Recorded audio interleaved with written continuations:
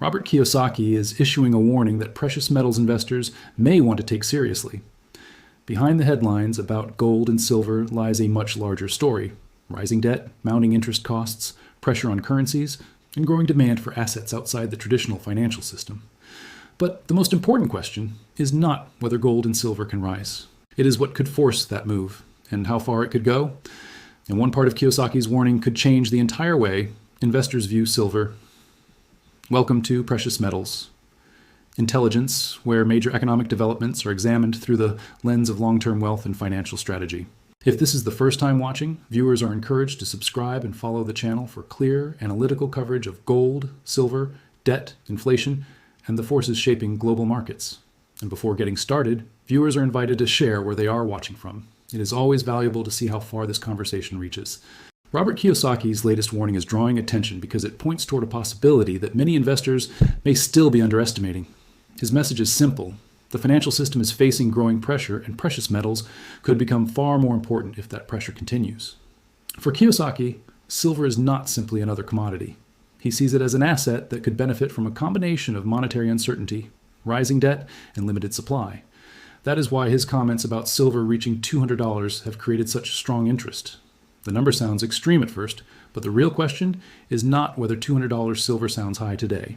The real question is what conditions could make such a price possible. That distinction is important because major market moves rarely happen without a reason. They usually develop when several pressures begin working together. Kiyosaki has also pointed to the wider debt problem as an important part of the story. The United States has accumulated an enormous amount of debt, while the cost of servicing that debt continues to place pressure on government finances. As debt grows, interest payments can consume more resources. That creates a difficult cycle. More debt can lead to higher interest costs, while higher costs can make it harder to reduce future deficits. For investors, the concern is not simply the size of the debt itself. It is what governments may eventually need to do when the numbers become increasingly difficult to manage. If monetary policy becomes more supportive, or if more money enters the financial system, the purchasing power of currencies can come under pressure. That is one reason investors have historically turned toward assets such as gold and silver during periods of monetary uncertainty. Gold remains the larger and more established monetary metal, but silver has a different structure. It is used in industry while also being treated as a form of monetary protection. That combination can create a powerful effect when investment demand rises at the same time that physical supply remains limited. Kiyosaki believes this gives silver the potential to move much faster than many investors expect.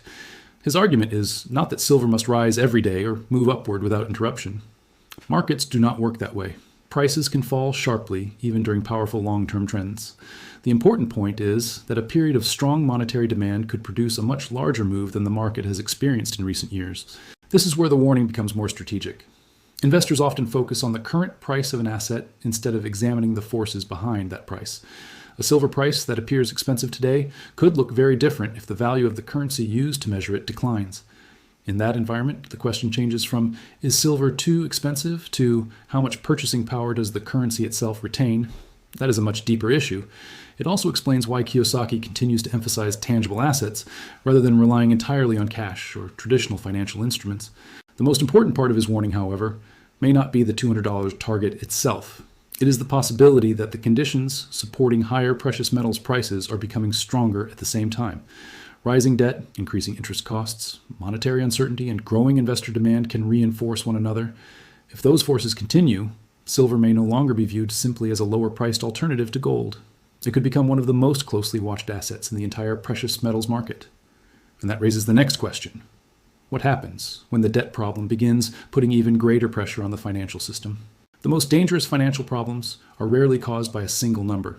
They emerge when several major forces begin moving in the same direction at once, creating pressure that builds quietly over time. This is why the U.S. debt situation is being watched so closely by analysts and long-term investors. The headline figure is already extremely large, but the deeper concern is not the size of the debt alone. The real issue is what happens after the debt exists and continues to grow. Every borrowed dollar carries an interest cost. When interest rates remain elevated, that cost increases significantly. The government must then allocate more money simply to service existing obligations, while still funding all other areas of spending. Over time, this creates a financial strain that becomes increasingly difficult to manage without adjustments elsewhere in the system. The basic structure behind this problem is straightforward but powerful. When a government spends more than it collects in revenue, it runs a deficit. If that pattern continues year after year, additional borrowing becomes necessary. As total debt rises, interest payments also rise, and those payments become a larger part of the budget. This creates a cycle where borrowing is used not only for new spending, but also to cover the cost of past borrowing.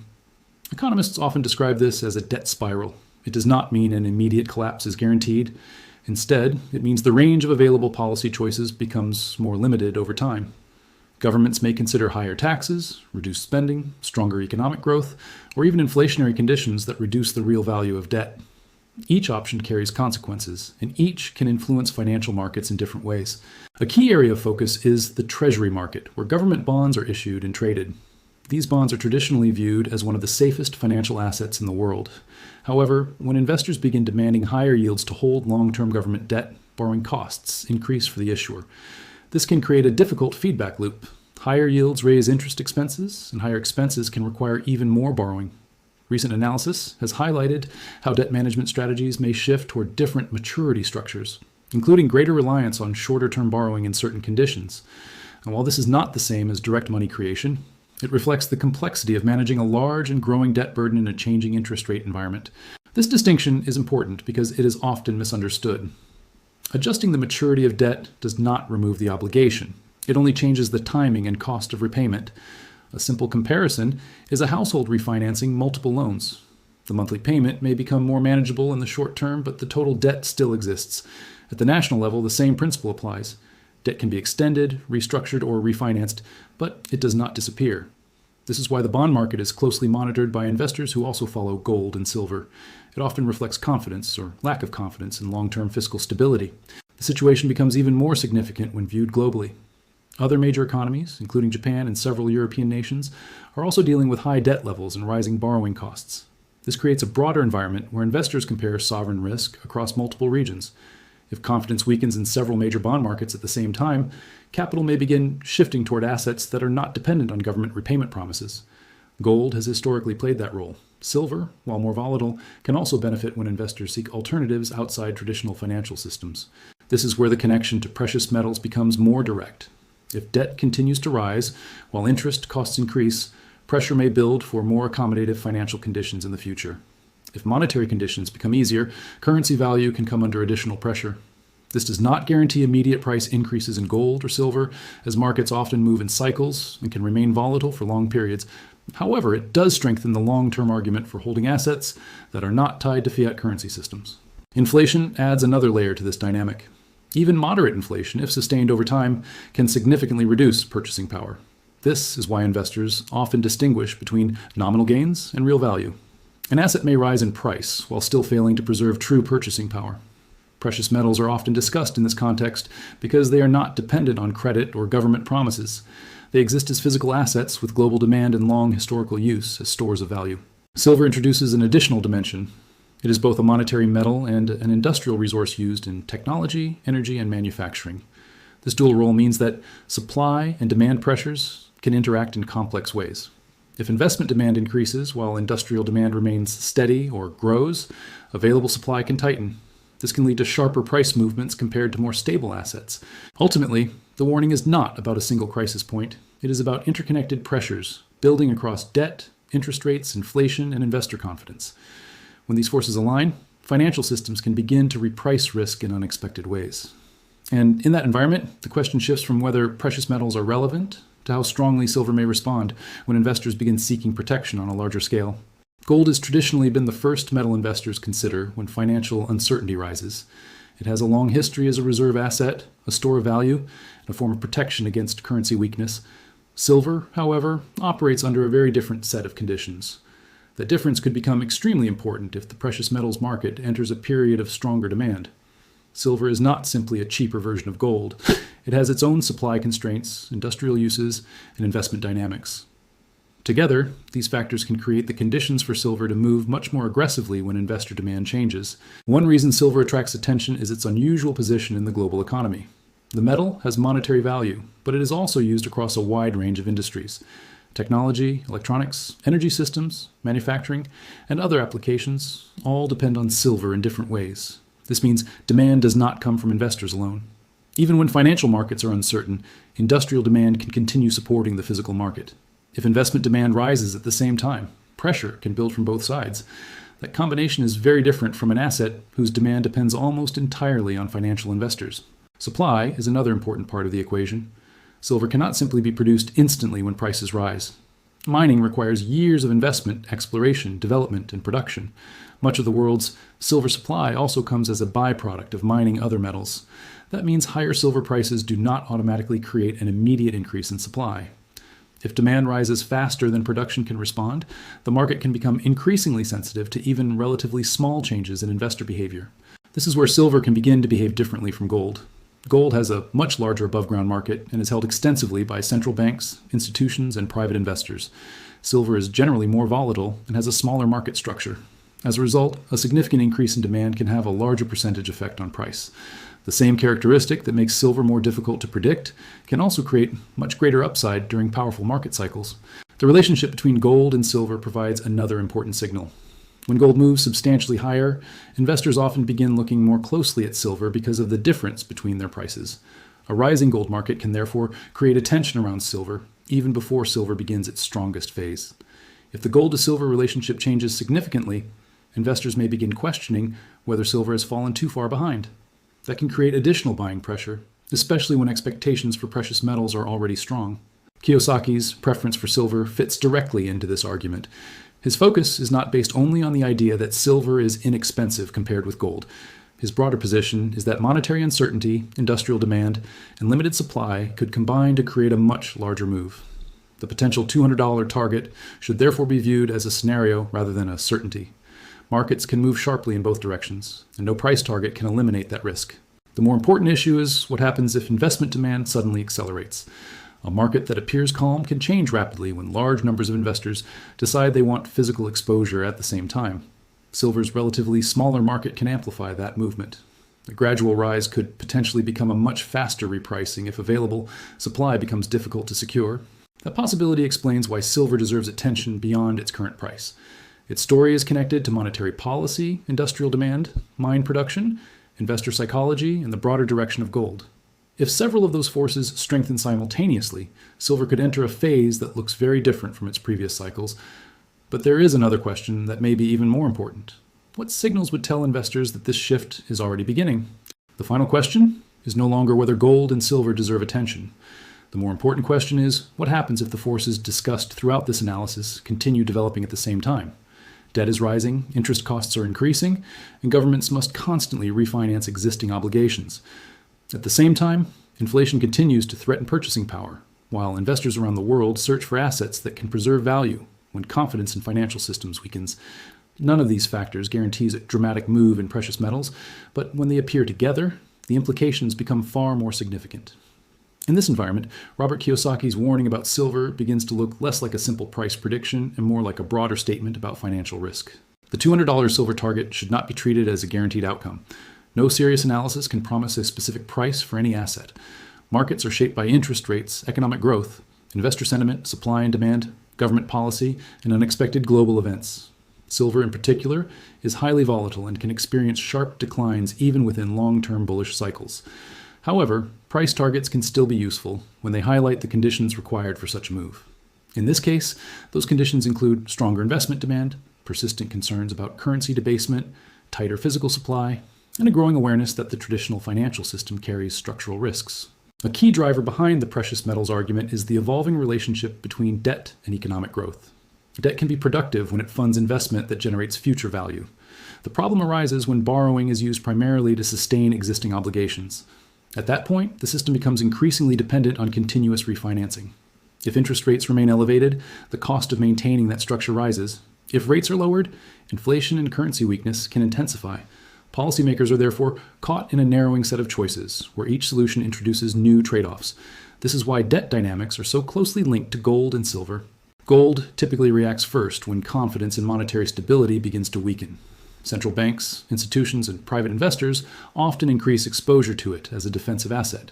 Gold does not rely on the financial health of any single government or corporation, and its value is supported by a global market with a long monetary history.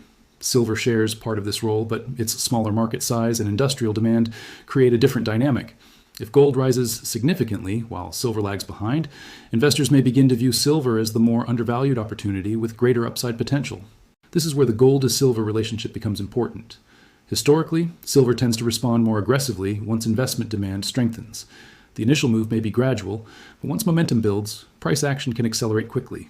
As awareness spreads, more investors may enter the market, financial institutions may increase coverage, and physical demand can tighten available supply. These feedback loops can reinforce upward movement and increase volatility. Silver's industrial role adds another layer of complexity. It is essential in electronics, renewable energy systems, and various advanced technologies. This means demand is not purely financial. Even during periods of economic uncertainty, industrial consumption continues. If investment demand rises at the same time, the pressure on supply can intensify. Unlike many commodities, silver production cannot quickly adjust to sudden demand spikes, as mining projects require long development timelines. This lag between demand and supply is a key factor in its potential for sharp price movements. Because silver's market is smaller than gold's, it is more sensitive to capital inflows. Even relatively modest shifts in investor allocation can have a noticeable impact on price. This does not guarantee explosive growth, but it does explain why silver can outperform gold in percentage terms during strong precious metal cycles. It also supports the idea behind Kiyosaki's preference for silver in certain macroeconomic conditions. Gold may provide stability, while silver may offer greater leverage to a repricing of monetary assets. Psychology also plays a critical role. Financial markets often move ahead of widespread understanding. Early investors act on emerging trends, while later participants react to price movement itself. If precious metals begin attracting broader attention, many investors who previously ignored them may enter the market only after significant gains have already occurred. This timing gap can amplify volatility and accelerate price trends. For this reason, it is more important to monitor signals than to focus on a single prediction.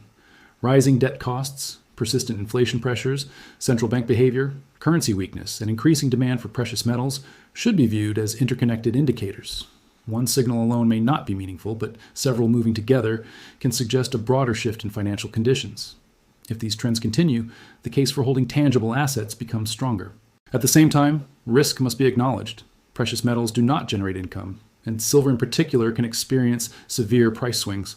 Buying after strong rallies can lead to significant short-term losses, especially when leverage is involved. A disciplined, long-term approach is therefore essential. The purpose of analyzing Kiyosaki's warning is not to encourage speculation, but to understand the macroeconomic forces that could make such a scenario more plausible. Ultimately, the broader lesson extends beyond silver.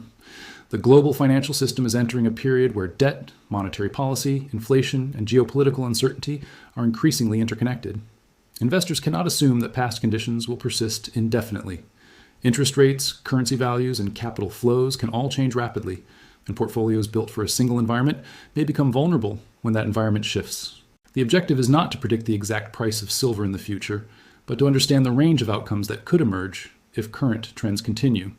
In a stable environment, silver may follow traditional cycles. In a more unstable one, its behavior could change dramatically. The difference between these scenarios is what makes the analysis of risk so important. Kiyosaki's warning ultimately serves as a reminder that financial protection should not be delayed until uncertainty becomes obvious.